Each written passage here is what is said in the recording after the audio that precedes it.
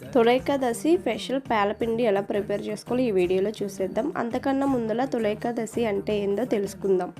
పండగల్లో తొలిగా వచ్చేది తొలి ఏకాదశి. ఈ పండగతోనే పండగలన్నీ స్టార్ట్ అవుతాయి.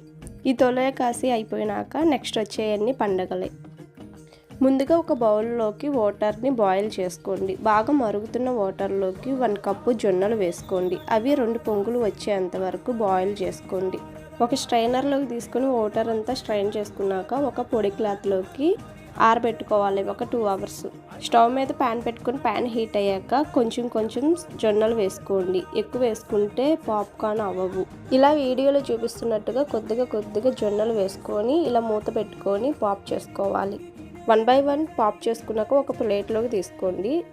ఇప్పుడు ఒక మిక్సీ జార్ తీసుకొని అందులోకి ఈ పాప్కార్న్స్ అన్నీ పోసుకొని అందులోకి 3 ఇలాచీ వేసుకొని ఒకసారి గ్రైండ్ చేసుకోండి.